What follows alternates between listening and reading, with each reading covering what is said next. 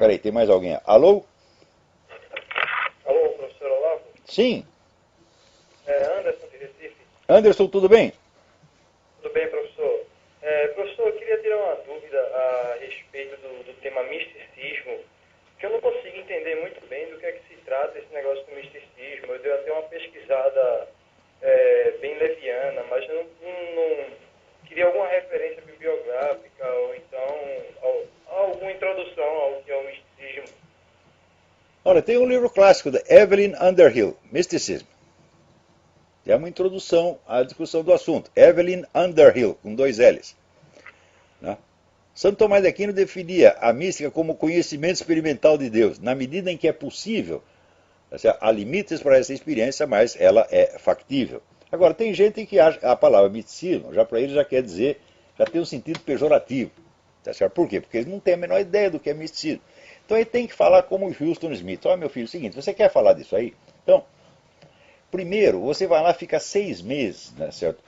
Num mosteiro trapista, tá certo? Rezando dia e noite, né? Lendo Bíblia, essa coisa toda. Ou então você vai lá, faz prática budista, faz prática islâmica durante 6 meses, 7 meses, adquire uma experiência e depois você fala. Agora, eu vejo o cara assim, tirou um diploma de biologia, ele já está cagando regras sobre misticismo. Puta que pariu! Eu digo, você quer falar disso? Então, pelo amor de Deus, então, no mínimo, você lê o livro do Mircea Eliade, né, sobre a história das crenças e das ideias religiosas, pra você ter alguma ideia do que está falando. Né? Então, por exemplo, esse mesmo Gil Kleber diz, eu sei para que serve a ciência, não sei para que serve a mística. Eu digo, meu filho, a mística criou as civilizações. Né? Se não fosse ela, você nem existia, meu filho. Você vê, a ciência experimental moderna, ela surge com Newton, Galileu, etc, etc. E como é que os caras faziam antes, hein? Quem criou todo o resto? Foi a sua porra da sua ciência acadêmica? Não, meu filho, foram as religiões. As religiões criaram o senso de moralidade, os direitos humanos, criaram os estados. Por exemplo, você tem ideia da, vamos dizer, a doutrina medieval do Estado, a ciência medieval do Estado? Que perfeição, que maravilha que era aquilo. Alcançou, vamos dizer, cumes de ciência política jamais alcançados depois. Então,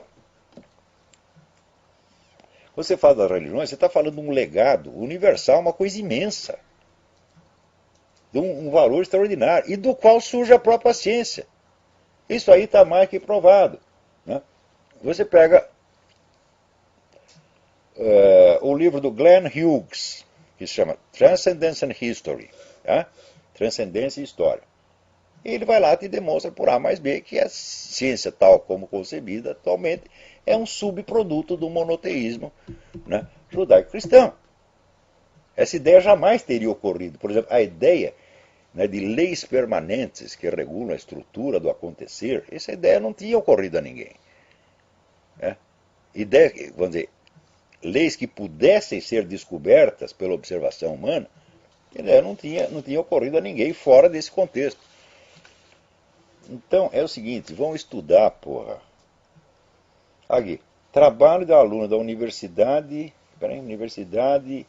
Federal Rural de Pernambuco. A menina fez um trabalho sobre veterinária. O trabalho foi aprovado, etc, etc. Como ela botou no dedicatório um agradecimento a Deus, queria vetar o trabalho. Quer dizer, o que sabe sobre Deus esses idiotas? Os caras formados em veterinário. Passou a vida examinando saco de cavalo, buceta de porca, tá certo? E acha que entende de Deus, porra. Ao ponto de querer vetar. Falou de Deus, não é científico. Vai fazer o que você sabe, porra. Vai lá cuidar da gonorreia do seu cachorro, porra.